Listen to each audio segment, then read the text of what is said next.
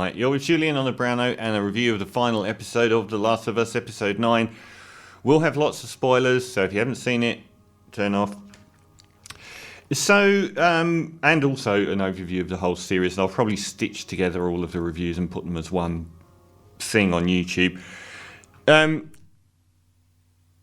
This was the shortest episode. I was so disappointed when I found out it was 43 minutes long.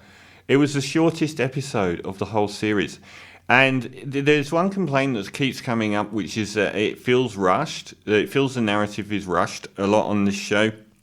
And I just don't understand. They've got plenty of time. Like, it's not like they're trying to shoehorn a 10-hour story into 1 hour here. They've been reducing the length of the episodes quite a lot. It feels like they are rushing a bit. So anyway, it's a powerhouse episode. I did go into it knowing that it wasn't going to be some grand resolution, though. So I wasn't disappointed. But it did go a lot darker and deeper than I expected. The opening is really powerhouse. It's the birth of Ellie. And it features a heavily pregnant woman played by Mel Dandridge, who's the original voice actor of Ellie in the game, the computer game The Last of Us, which the series is based on.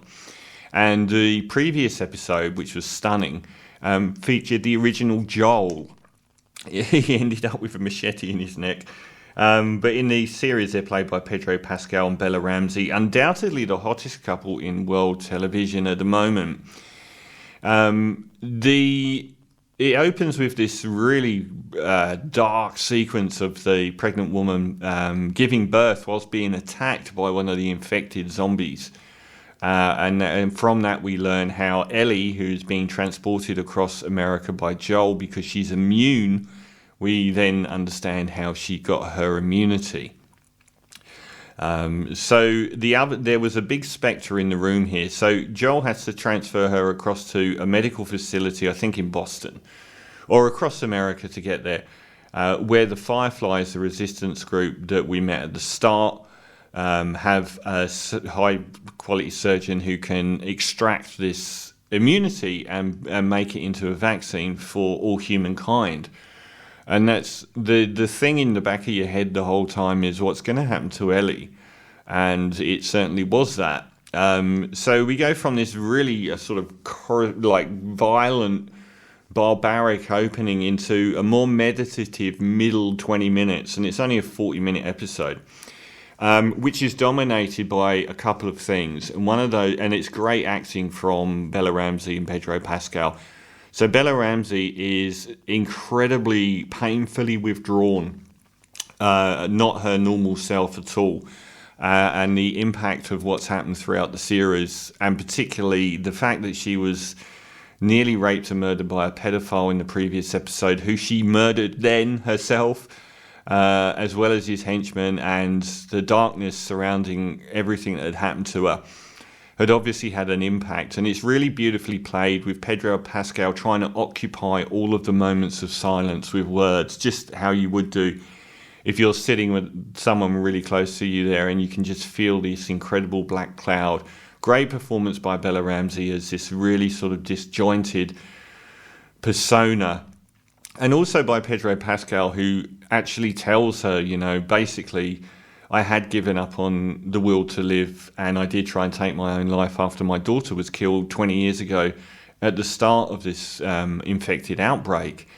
Bella Ramsey's like, oh, are you trying to tell me time heals all wounds? And he basically says it wasn't time, inferring that it was you. It was really touching. And then we have a couple of jinx. We get the meeting with the giraffes very quickly, followed by, which again shows that there is still wonder in the world, and Ellie elevating to them being attacked and rendered unconscious within seconds by the Fireflies.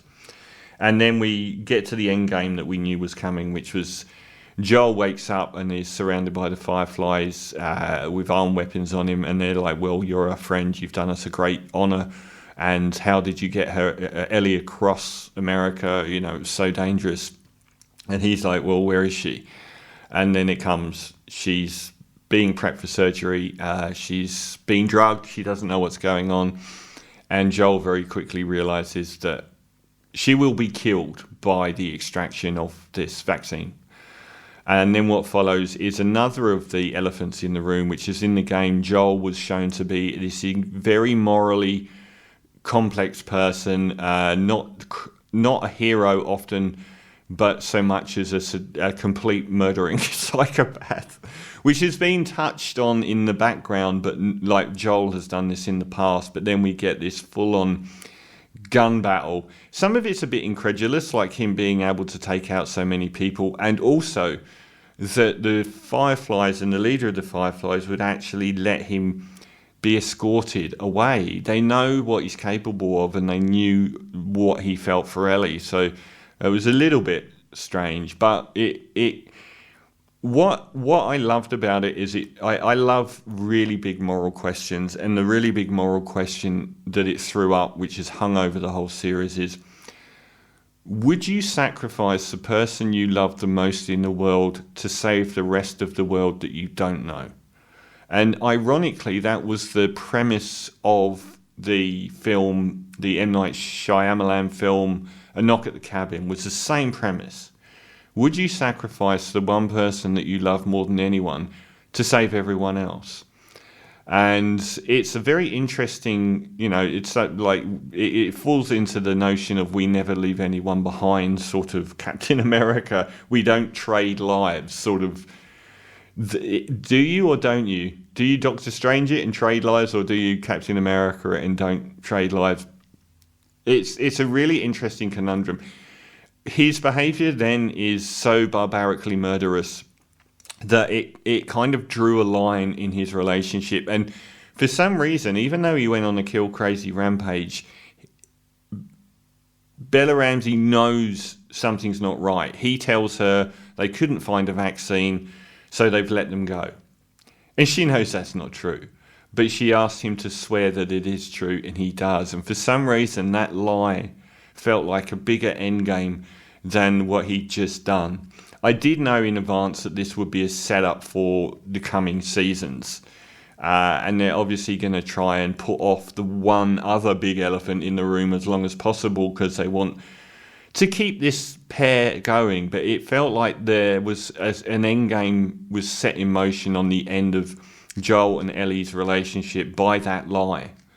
And I kind of felt that he was being really selfish as well, because he thought that maybe if Ellie was given that choice, she'd take it. She'd sacrifice herself.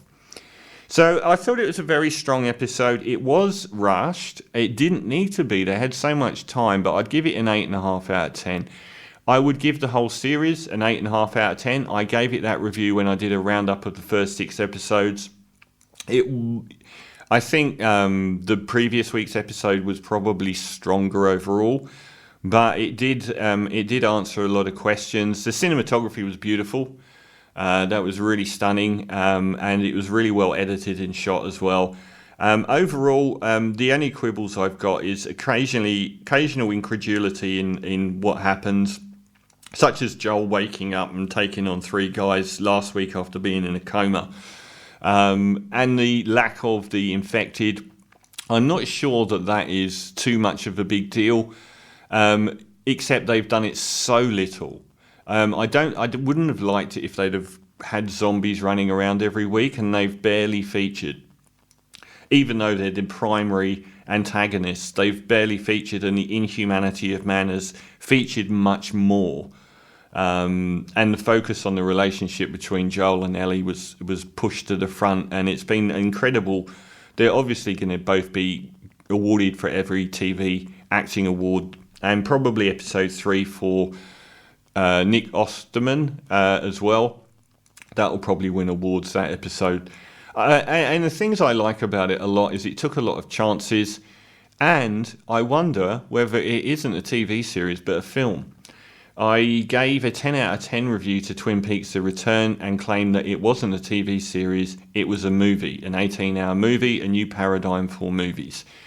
And I kind of feel like The Last of Us is. At the time, I used the example of Breaking Bad. Breaking Bad had a linear plot from start to finish like a film. But like a TV show, it had stock environments that it kept returning to and stock characters that it... Walter White's house was and the family and the family were featured from the very first episode all the way virtually to the end of season 5 or 5.2. So to me, that is, there's an episodic nature to TV. The Last of Us kept moving. Its environments and cinematography and color palettes and themes and styles kept changing, and it didn't ever go back. There was rarely a return to characters that featured before or environments. Some of the looks of episodes were very different, and some of the themes, like episode 3, were very different. So I kind of feel like this is a long form movie more than a TV series. So anyway, I'll give The Last of Us both episode 9, called the Look for the Light, and the entire series, still utterly compelling, incredibly classy, beautifully performed television, an 8.5 out of 10. From the feature album by John Cale called Mercy, this is Out Your Window.